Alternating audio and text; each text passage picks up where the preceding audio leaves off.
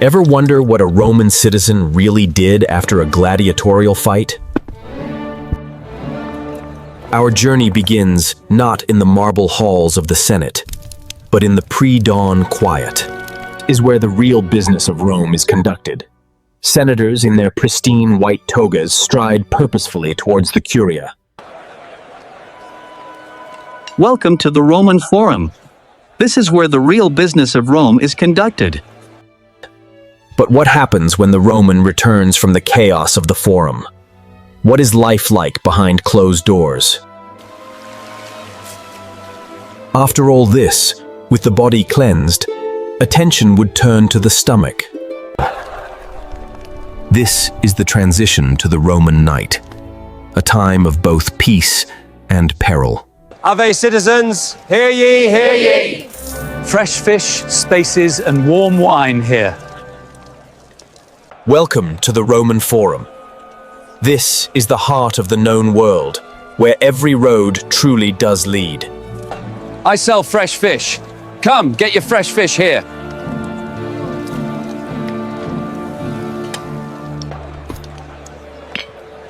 Welcome to the Roman Forum. This is the heart of the known world. Welcome, my esteemed clients.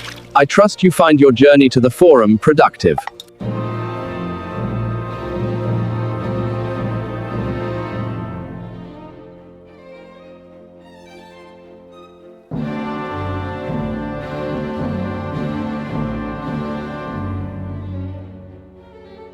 One day in ancient Rome, ever wonder what a Roman citizen really did after a gladiatorial fight?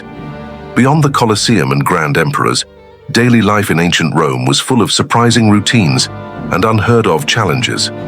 Join us as we peel back the layers of history to reveal the hidden moments that shaped an empire. A truly immersive look at 24 hours in the Eternal City. Dawn. Of the Eternal City, our journey begins not in the marble halls of the Senate, but in the pre-dawn quiet. Long before the sun crests the famous Seven Hills, Rome is already stirring. A faint grey light spills over the rooftops, catching the gilded eagles atop distant temples. In the narrow, winding streets of the Subura district, the only sounds are the distant braying of a donkey from the markets, the rhythmic tramp of the vigiles, the night watch, finishing their patrol, and the clatter of a baker's shutter, opening for the day's work. This is Rome before the mask of power is put on. It is a city of bakers, of soldiers, of slaves, all beginning their day in the cool morning air. For the wealthy elite, a patrician living in his sprawling domus on the Palatine Hill, the day starts with a ritual. He is awakened not by an alarm, but by a trusted slave. His morning is a series of quiet, deliberate actions. A slave brings a basin of cool water for a quick wash of the hands and face. Another helps him into his tunic. And then the most important garment of all, the toga. Draping this heavy woolen cloth was a complex art, a symbol of citizenship and status that required assistance to get just right. Every fold and crease had to be perfect before he was ready to face the world. But for the vast majority of Rome's 1 million inhabitants, the morning is a far more frantic affair.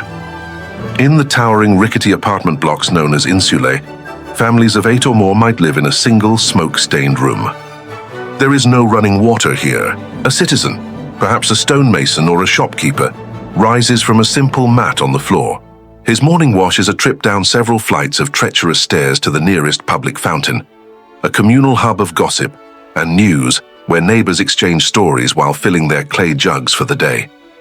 The air is thick with the smell of wood smoke and the press of humanity. And what of breakfast, the ientaculum? For most, it was hardly a meal at all. It was fuel. A piece of coarse bread, perhaps dipped in watered-down wine or olive oil, and a cup of water. It was eaten on the move, a functional start to a day of hard labor. The wealthy might add some cheese, dates, or honey to their bread, but the concept of a large, leisurely breakfast was foreign to the Roman mindset. The day was for work, for politics, for business. The real feasting would come much, much later, as the sun finally climbs into the sky, casting long shadows from the aqueducts. The city's heartbeat quickens. The gates are open, the merchants are ready, and the great stage of Roman life is set for its daily drama. The bustle of the Forum as morning progresses. All roads truly do lead to the Roman Forum. This vast, open-air plaza nestled between the Capitoline and Palatine Hills, is the political, commercial, and social epicenter of the known world. By the third hour of the day, it surges with an unstoppable tide of humanity. The air, once cool and clear, is now thick with a cacophony of sounds. The rhythmic clang of a blacksmith's hammer from a nearby workshop, the passionate speeches of orators trying to capture the attention of passers-by, the shouts of vendors hawking everything from exotic spices to fresh fish, and the low, constant hum of 1,000 conversations in a dozen different languages. This is where the real business of Rome is conducted. Senators in their pristine white togas stride purposefully towards the Curia, their faces set with the gravity of imperial matters. Lawyers argue cases with dramatic flair in the open-air courts of the Basilica Julia. But look closer, and you'll see a more subtle yet crucial social dance unfolding. This is the world of the patron and the client. Earlier, thousands of poorer citizens, the clients, would have performed the salutatio, the morning greeting at the homes of their wealthy patrons. In return for their loyalty and political support, they received a small handout, the sportula, perhaps a few coins or a basket of food. Now in the Forum, these clients follow their patrons, forming a living entourage that broadcasts the patron's importance to the world. The social etiquette here is complex and unforgiving. Status is everything. The way you walk, the quality of your toga, who you stop to speak with. Every action is a public statement. Gossip flows more freely than wine at a feast. Who is in favor with the emperor? Whose daughter is marrying into which powerful family? Which senator made a fool of himself at last night's dinner party? This information network, this verbal web of rumor and fact, is as vital to a Roman survival and success as any official decree, and the smells are as potent as the sounds. The sharp tang of saltfish from a market stall, the sweet perfume of incense wafting from the temple of Vesta, the earthy scent of leather from a sandal maker's shop, and rising above it all, the irresistible aroma of food being cooked on the street. At the Thermopolia, the Roman equivalent of fast food counters, vendors sell hot sausages, grilled fish, and cups of warm, spiced wine to a never-ending stream of hungry customers. For the average Roman who lacked a proper kitchen, this was their main source of a hot meal. The Forum is not just a collection of buildings. It is a living, breathing organism, the very heart of the empire, pumping with ambition, commerce, and the raw energy of its people. Life beyond the public eye. But what happens when the Roman returns from the chaos of the Forum? What is life like behind closed doors? To understand this, we must again look at the city's great divide. For the wealthy patrician, home is a domus, a private single-family residence that is both a sanctuary and a statement of power. As you step through the entrance, you leave the noise of the city behind and enter the atrium. This central reception hall is open to the sky, with a pool, the impluvium, in the center to collect rainwater. This is where the master of the house, the paterfamilias, would receive his clients and business associates. The rooms, the cubicular or bedrooms, the dining room, the office, all branch off from here. Deeper inside lies the peristylium, a secluded garden courtyard surrounded by a colonnade, a place of peace decorated with fountains, statues, and vibrant frescoes. Life here is managed by a small army of slaves. They are the unseen engine of the household, responsible for everything from cleaning the mosaics to preparing elaborate meals. But for the common plebeian, home is a different world entirely. They live in the insulae, the massive apartment blocks that dominate the Roman skyline. These buildings, often several stories high and built with cheap timber and brick, were cramped, dark, and dangerous. A family's entire life might unfold in one or two small rooms. Domestic chores in an insula are a constant struggle. With no running water, every drop for drinking, cooking, and cleaning must be hauled up multiple flights of stairs from the nearest public fountain. Cooking is done over a portable brazier, a small charcoal stove that fills the tiny apartment with smoke and poses a constant, deadly fire risk. Sanitation is rudimentary at best. While the wealthy enjoyed private latrines connected to Rome's advanced sewer system, the Cloaca Maxima, the inhabitants of the insulae relied on public toilets or, more often, a simple chamber pot, the contents of which were often unceremoniously emptied into the street below. Yet, even in these crowded conditions, life finds a way. Children play games with knuckle bones or simple wooden toys in the stairwells and courtyards. For those who could afford it, education was paramount. The sons of the wealthy would be tutored by a Greek slave, a pedagogus learning rhetoric, philosophy, and literature. For most, however, education was a luxury they could not afford. Their downtime was simple: a game of dice with friends, a story told by an elder, a moment of rest before the next day's labor began. The Roman home, whether a grand domus or a humble room in an insula, reveals the true fabric of society, a world of family, struggle, and the quiet pursuit of a life away from the public gaze. Afternoon affairs and amusements. As the sun passes its zenith, the rhythm of the city shifts. The intense business of the morning subsides, and Rome turns its attention to leisure and sustenance. For many, the first stop is one of the city's most remarkable institutions, the public baths, or thermae sasti. These were not simply places to get clean.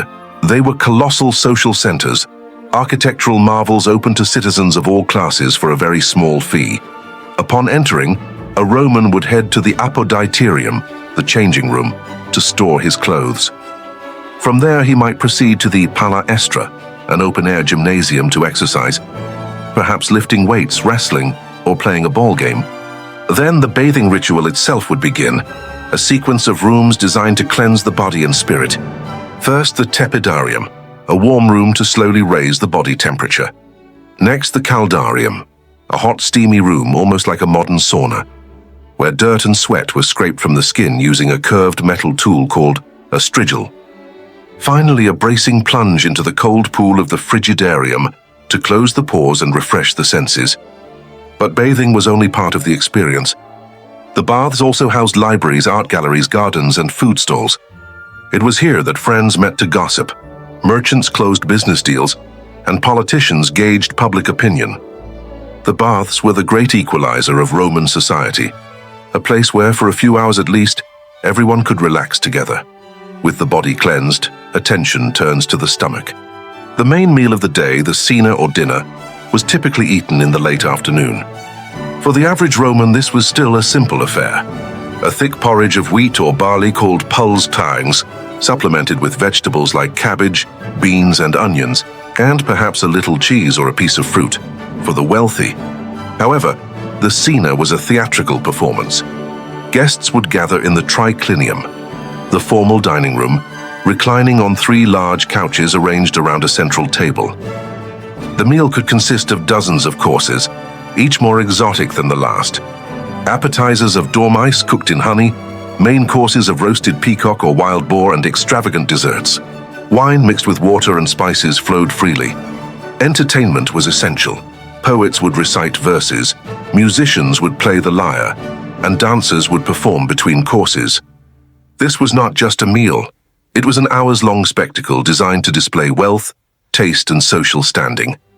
And while gladiatorial combat in the Colosseum is what we often remember, Roman entertainment was far more varied. The roar of the crowd at the Circus Maximus during a chariot race was, for many, even more thrilling. In the city's squares and street corners, mimes and actors put on bawdy comedies, while jugglers and acrobats amazed onlookers. The Roman afternoon was a time for the senses, a period dedicated to socializing, feasting, and enjoying the fruits of a vast and powerful empire. Dusk and the Roman night. As the afternoon fades, the character of Rome changes once more. The sharp golden light of the Mediterranean sun softens, painting the marble temples in hues of orange and pink. A mass exodus begins from the city center as workers, merchants, and officials head home. The relentless noise of the day begins to recede, replaced by a growing quiet. This is the transition to the Roman night, a time of both peace and peril. With no electric streetlights, the darkness that descends upon the city is profound. The only light comes from the flickering flames of oil lamps in windows and the bobbing torches carried by those brave or wealthy enough to venture out. The great monuments and temples, so commanding during the day, become imposing, shadowy silhouettes against the starry sky. The city's soundscape transforms completely. The clamor of crowds gives way to the barking of stray dogs, the distant sound of a late-night reveler's song, and the quiet footsteps of the vigiles on their nightly patrol, ever watchful for the 2 great threats of the Roman night, fire and crime. For most citizens, safely locked inside their homes, the evening is a time for family. It is a time for a simple meal, for telling stories, for rest, But the Roman night had its own hidden life. In the lavish villas of the rich, dinner parties could last long into the night, the sound of music and laughter spilling out into the quiet gardens. In the shadowy alleyways and taverns, deals of a different kind were made. Gamblers rolled dice, conspirators whispered secrets, and lovers arranged clandestine meetings. The night was also dangerous. The dark, unlit streets were a perfect hunting ground for muggers and thieves. To be caught out alone was to invite disaster. The wealthy would never travel without an escort of armed slaves, carrying torches to light the way and deter attackers. The dangers were real, a stark reminder that beneath the veneer of imperial order, Rome was still a raw and untamed city. As the final hours of our day in Rome tick away, the city settles into a restless sleep. We have witnessed its awakening, felt the pulse of its forum, stepped inside its homes, shared in its afternoon pleasures, and navigated the shadows of its night. These are the unseen moments, the daily routines and rituals that are so often lost in the grand sagas of emperors and empires. Yet it is in these very moments, the splash of water at a public fountain, the shared laugh in a public bath, the quiet meal with family as darkness falls, that the true strength and character of Rome are forged. The mundane, everyday life of its citizens was the bedrock upon which the most powerful civilization in the Western world was built, a legacy of human experience that continues to echo from the eternal city to this day. From the first light over the Palatine Hill to the last ember glowing in a baker's oven, the 24 hours of a Roman's life were a testament to resilience, community, and tradition.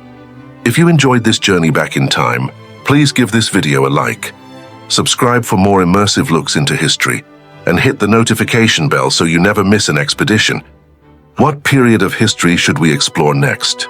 Let us know in the comments below. Thank you for joining us in ancient Rome. Chronoscripts is your gateway to the forgotten, the mysterious, and the hidden corners of history.